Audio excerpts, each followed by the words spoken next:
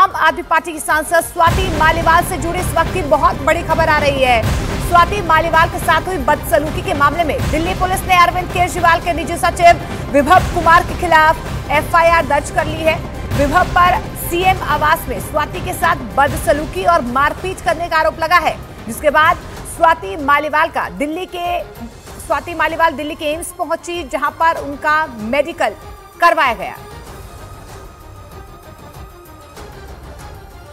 तो स्वाति मालीवाल की तरफ से बकायदा शिकायत की गई है, जिसके बाद अब विभव कुमार के खिलाफ एफआईआर दर्ज कर ली गई है, जिसके बाद अब माना जा रहा है कि विभव कुमार की मुश्किलें बढ़ती हुई नजर आ रही हैं। हालांकि जिस तरीके से स्वाति मालीवाल की तरफ से ये एक्स पर भी कहा गया है कि इस पूरे मुद्दे पर वो राजनीति ना करें, और देर रात स्वाति मालीवाल ने अपना मेडिकल भी करवाया।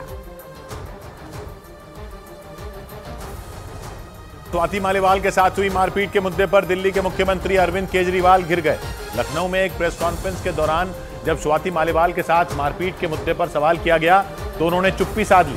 3 दिन पहले आम आदमी पार्टी की राज्यसभा सांसद स्वाति मालीवाल ने आरोप लगाया था कि उनके साथ मुख्यमंत्री आवास में अरविंद केजरीवाल के निजी सचिव विभव कुमार ने मारपीट की थी। और जब इस मुद्दे को लेकर उत्तर प्रदेश की राजधानी लखनऊ में पत्रकारों ने अरविंद केजरीवाल से सवाल किया तो वो उससे किनारा करते दिखाई दिए। प्रेस कॉन्फ्रेंस समाजवादी पार्टी के दफ्तर में आयोजित की गई थी। अखिलेश यादव के साथ आम आदमी पार्टी की तरफ से संजय सिंह और खुद अरविंद केजरीवाल मीडिया के सवालों का जवाब देने और बीजेपी पर हमला करने के लिए बैठे दिखाई दिए। सवाल जवाब के बीच एक पत्रकार ने जैसे ही स्वाति मालीवाल के साथ दिल्ली के मुख्यमंत्री आवास में हुई मारपीट की घटना पर सवाल किया, अरविंद केजरीवाल असहज हो गए। उन्होंने माइक अपने बाईं तरफ बैठे अखिलेश यादव की तरफ खिसका दिया। माइक खिसकाने के बाद अरविंद केजरीवाल कुर्सी पर एकदम चुपचाप बैठे दिखाई दिए, जबकि पत्रकार लगातार उनसे स्वाति मालीवाल के मुद्दे पर सवाल करते नजर आए। दिल्ली में तो बीजेपी महिला मोर्चा के कुछ कार्यकर्ता स्वाति मालीवाल के घर के बाहर पहुंच गए। इसी दौरान दिल्ली पुलिस के अफसर भी मारपीट मामले में स्वाति मालीवाल का बयान दर्ज करने के लिए उनके घर पहुंच गए और करीब 4 घंटे बाद वहां से बाहर निकले।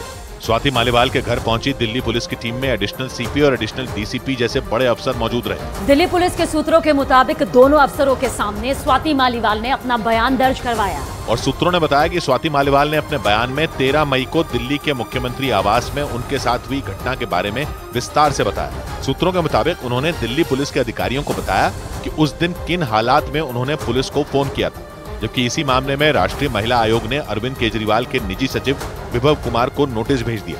नोटिस के मुताबिक विभव कुमार को पूछताछ के लिए राष्ट्रीय महिला आयोग के दफ्तर में पेश होना होगा। वहीं बीजेपी महिला मोर्चा के कुछ कार्यकर्ता भी स्वाति मालीवाल के घर के बाहर इकट्ठा हो गई। बड़ी खबर आपको बता दें, हिंदू नेताओं की हत्या की साजिश मामले में नया पर्दाफाश हुआ है। पुलिस ने 3 आरोपियों से पूछताछ में नया पर्दाफाश किया है। स्लीपर सेल मॉड्यूल का पर्दाफाश करने का ये बड़ा दावा किया गया है। सूरत पुलिस ने जानकारी दी है कि मौलवी सोहेल अबू बकर की गिरफ्तारी के बाद मामले की जांच लगातार जारी है। इस मामले में पाकिस्तान और नेपाल का कनेक्शन भी सामने आया है। साथ ही साथ कई और हिंदू नेताओं के नाम भी सामने आए हैं जो इनके निशाने पर थे।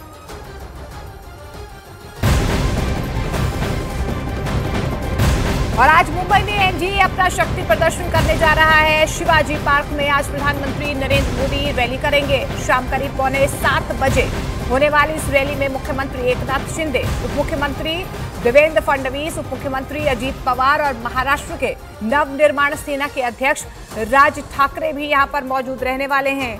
बीजेपी इस रैली में 2 बड़े दांव खेलने की तैयारी कर रही है।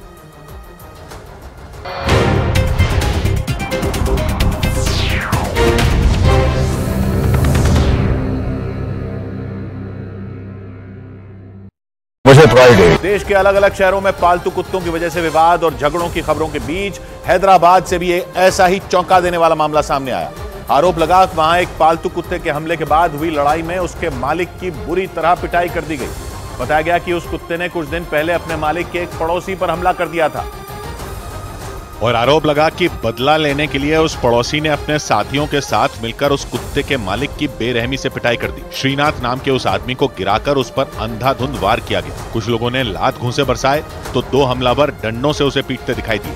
हमलावर उस कुत्ते के मालिक पर इस कदर टूट पड़े मानो उसकी जान लेकर ही दम लेंगे। हालांकि इस दौरान श्रीनाथ की मां और बहन ने उसे बचाने की कोशिश की। श्रीनाथ की बहन तो उसके ऊपर लेट गई, लेकिन हमला करने वाले नहीं रुके। उन्होंने श्रीनाथ के साथ साथ उसकी बहन पर भी डंडों की बारिश कर दी। उन्हें देखकर ऐसा लगा जैसे उनके सिर पर खून सवार हो। अपने बेटे और बेटी की जान खतरे में देख श्रीनाथ की मां ने हाथ जोड़ लिया, लेकिन हमलावरों पर इसका कोई असर नहीं हुआ। उन्होंने बेखौफ होकर पिटाई जारी रखी। बताया गया कि श्रीनाथ नाम के जिस आदमी को पीटा गया, उसके पड़ोसी ने 8 मई को थाने में शिकायत दर्ज करवाई थी। उसने आरोप लगाया कि श्रीनाथ के पालतू कुत्ते ने उस पर हमला किया था, और जब उसने श्रीनाथ को यह बात बताई तो उसके कान पर जूं तक नहीं रेंगी।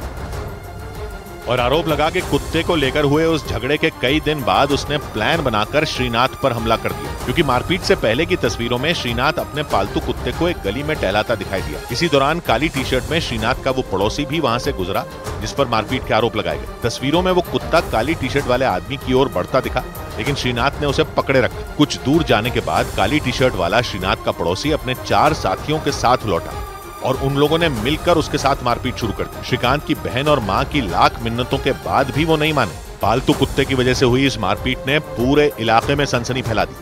देखते ही देखते वहां लोगों की भीड़ जुटनी शुरू हो गई। इसके बाद वो हमलावर वहां से भाग निकले, लेकिन उनके इस हमले में श्रीनाथ और उसकी बहन बुरी तरह घायल हो गए। हालांकि बाद में उनकी शिकायत पर पुलिस ने सभी आरोपियों को दबोच लिया। लेकिन हैदराबाद की अकेली घटना नहीं है जहां पालतू कुत्ते की वजह से झगड़ा हुआ हो। इससे पहले भी देश के अलग अलग हिस्सों में ऐसी खबरें आती रही हैं। इनमें दिल्ली के करीब उत्तर प्रदेश के नोएडा की एक घटना तो कई हफ्तों तक चर्चा में रही थी, क्योंकि ये घटना वहां की एक पॉश हाउसिंग सोसाइटी में घटी थी। जनवरी महीने में हुई इस घटना का एक वीडियो सामने आया था जिसमें एक पालतू कुत्ते की मालकिन एक आदमी के साथ हाथापाई करती दिखी थी। बताया गया कि उस आदमी पर सिर्फ इसलिए हाथ छोड़ा गया था क्योंकि उसने उस हाउसिंग सोसाइटी में कुत्तों को बिना मास्क के घुमाने पर ऐतराज जताया था। इसी तरह का हैरान कर देने वाला एक मामला पिछले साल अक्टूबर महीने में ग्रेटर नोएडा से भी सामने आया था। वहां अपने पालतू कुत्ते को लिफ्ट में ले जाने के लिए उसकी मालकिन रिटायर हो चुके एक IAS अधिकारी से भिड़ गई। दोनों लोगों के बीच जबरदस्त झड़प हो गई थी। ये झगड़ा इसलिए हुआ था क्योंकि वो अधिकारी हमले के डर से उस कुत्ते को लिफ्ट से उतरवाने पर अड़ गए थे। इस घटना का वीडियो वायरल होने के बाद हाउसिंग सोसाइटी में पालतू कुत्तों के रखने पर विवाद छिड़ गया था। और हैदराबाद में पालतू कुत्ते के चक्कर में 2 पड़ोसियों के बीच हुई लड़ाई ने एक बार फिर उसी विवाद को हवा दे दी। उधर पाकिस्तान की संसद में वहां के एक सांसद ने भारत की ताकत की दुहाई देते हुए अपने देश की ऐसी तुलना की कि पूरे पाकिस्तान का मजाक बन गया। वहां कराची के सांसद ने भारत के चांद पर पहुंचने का जिक्र करते हुए जो बात कही, उसने शहबाज शरीफ सरकार की धज्जियां उड़ा दी। और उन्होंने पाकिस्तान के संसद भवन के अंदर ही शहबाज सरकार की खटिया खड़ी कर दी। कराची से सांसद सैयद मुस्तफा कमाल ने भारत के चांद पर पहुंचने की तुलना पाकिस्तान की खस्ता हालत से की। ये खबर है कि इंडिया चांद पर चला गया और उसके 2 सेकंड के बाद खबर है कि कराची में किसी गटर का ढक्कन ना होने की वजह से बच्चा गिर गया, मर गया। उन्होंने ऐसा कहते हुए एक बार फिर पाकिस्तान की बेहाली और बदहाली को दुनिया के सामने लाकर रख दिया। दुनिया चांद पर जा रही है और हमारे यहाँ मासूम बच्चे खुले हुए गटर में गिरकर मर रहे हैं। हालांकि ये पहला मौका नहीं है जब भारत के मिशन चंद्रयान से पाकिस्तान का जी जला हो। इससे पहले भी कई बार वहां के लोग पाकिस्तान की सरकार को आईना दिखाने के लिए भारत की मिसाल देते रहे और वहां के प्रधानमंत्री शहबाज शरीफ को वक्त वक्त पर यह एहसास दिलाते रहे हैं कि उन्हें भारत से मुकाबला करने का सपना देखना छोड़कर पहले अपनी जनता के बारे में सोचना चाहिए। इधर कर्नाटक